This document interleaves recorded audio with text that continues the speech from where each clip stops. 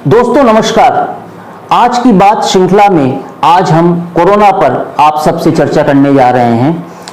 Corona virus पूरे देश में फैला हुआ है और कल ही दिल्ली सरकार ने इस बात की जानकारी, इस बात की आशंका जताई है कि देश की राजधानी में जुलाई के आखिर तक यानी अगले एक महीने के भीतर 5 लाख से ज्यादा कोरोना के मरीज पैदा हो सकते हैं। दोस्तों, लोकतंत्र जब झूठ तंत्र और लूट तंत्र में बदल जाता है तो लोगों का सरकार पर से विश्वास उठ जाता है। झूठ तंत्र एक पूरे कोरोना वायरस के संक्रमण के दौरान पूरे आपने लॉकडाउन में भी देखा होगा और लॉकडाउन के बाद जब अब अनलॉक 1.0 चल रहा है तब भी ये झूठ तंत्र काफी सक्रिय है। मीडिया में आप देखेंगे कि कोरोना के बारे में जो सवाल पूछे जाने चाहिए, जो सच्चाई सामने लाई जानी चाहिए, वो सच्चाई नहीं लाई जा रही है। लूट तंत्र इस तरीके का है कि अगर आप कोरोना के मरीज नहीं भी हैं तो भी आपकी लैब में रिपोर्ट पॉजिटिव आ जाएगी और आप भर्ती कर लिए जाएंगे। उसके बाद भले ही आपकी रिपोर्ट नेगेटिव हो जाए लेकिन आप इस डर के साथ में घर जाएंगे कि कहीं आपको कोरोना तो नहीं हो गया है, क्योंकि आप कोरोना के मरीजों के साथ में कुछ घंटों तक भर्ती थे।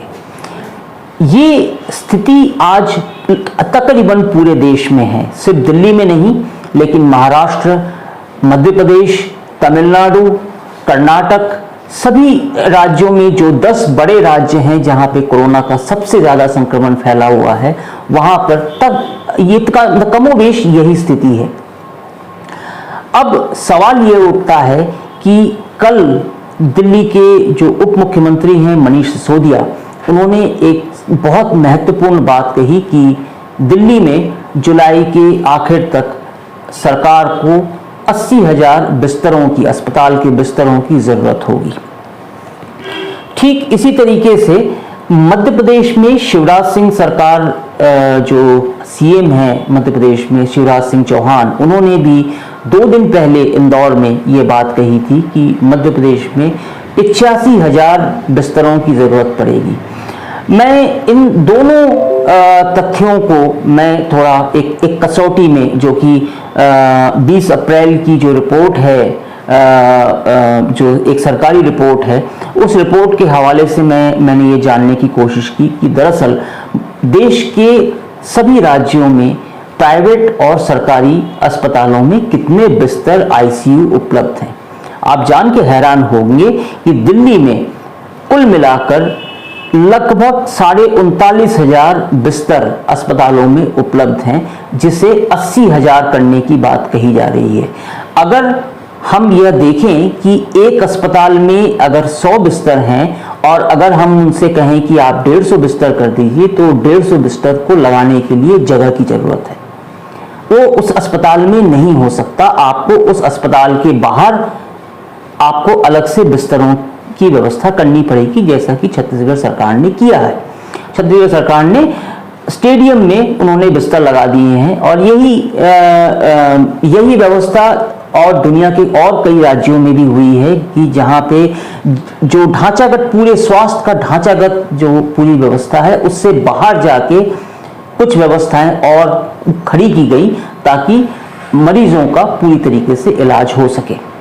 मध्य प्रदेश की बात करें तो मध्य प्रदेश में कुल मिला के 64,939 बिस्तर हैं, लगभग 65,000, और सरकार कह रही है कि 80,000 बिस्तरों की जरूरत पड़ेगी एक अनुमान के अनुसार। अभी सरकार को यह भी नहीं पता कि कितने बिस्तरों की जरूरत होनी है या कितने मरीज होंगे, लेकिन अगर 80,000 का आंकड़ा भी अगर हम मान के चलें तो भी अस्पतालों में बिस्तरों के लिए जगह नहीं है, प्राइवेट और सरकारी दोनों तरह के। सवाल ये उठता है कि मीडिया इन सवालों से क्यों घबराती है, मीडिया क्यों नहीं उठा रही है, या इन सवालों के जवाब लोगों को कब मिलेंगे।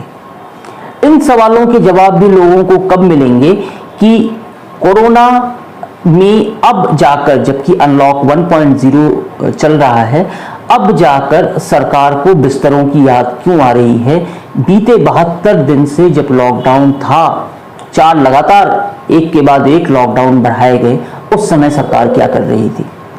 यह सवाल भी सामने आता है कि उस समय सरकार इस बात से इनकार कर रही थी कि कोरोना का फैलाव बहुत बढ़ेगा, यहाँ तक आएगा, जबकि देश के प्रधानमंत्री ये बात कह रहे थे कि महाभारत की लड़ाई 18 दिन में जीती गई और देश 21 दिन में कोरोना से जीतेगा। आज ये सवाल क्यों नहीं उठाया जा रहा है कि हमने 72 दिन के लॉकडाउन में सिर्फ थाली ताली बजाने, दिया जलाने, घंटी बजाने के अलावा और क्या किया? देश ने क्या किया? देश की सरकार ने क्या किया?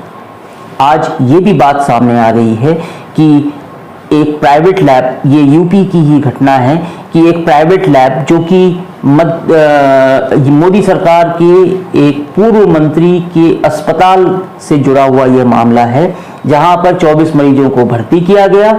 उनकी एक प्राइवेट लैब से जांच की गई, जहां पे वो पॉजिटिव पाए गए, अस्पताल में भर्ती करवाया गया और प्रोटोकॉल के तहत जब उनकी 24 घंटे बाद दोबारा जांच हुई, तब उन्हें कोरोना निगेटिव कर दिया गया और उन्हें घर भेज दिया गया। आप यह सोच नहीं सकते भारत में कि आप बाहर निकले अपने घर से और कहीं अगर आप सरकारी जांच के घेरे में आ गए और आपकी कोरोना की जांच हुई, तो आप भले ही कितने ही स्वस्थ हो, कितने भी आप धनदार हो, आपका एनर्जी लेवल कितना ज़्यादा हो, लेकिन आप ये सोच नहीं सकते कि आप कोरोना पॉजिटिव नहीं हैं।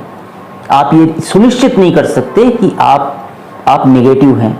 आप कभी भी पॉजिटिव हो सकते हैं, क्योंकि सरकारी अस्पतालों को इस आपदा में अवसर की ज़रूरत है, उन्हें मरीजों की ज़रूरत है। वो आपको किसी भी हाल में मरीज घोषित करके आपको भर्ती करवा देंगे, क्योंकि सरकार एक मरीज के बदले में लगभग 5 लाख के लगभग जो है वो ये प्राइवेट अस्पतालों को दे रही, 5 से 6 लाख रुपए प्राइवेट अस्पतालों के पास में जो मरीज मिल जाएंगे। आप कोरोना पॉजिटिव हो या ना हो, आपका इलाज, चूंकि कोरोना का कोई इलाज नहीं है, आपको कुछ दवा गोली और खाना नाश्ता देके आपको 10 दिन तक रखा जाएगा। उसके बाद आप वास्तव में पॉजिटिव होके जाएंगे, क्योंकि उसी अस्पताल में कुछ और मरीज जो वास्तव में पॉजिटिव है।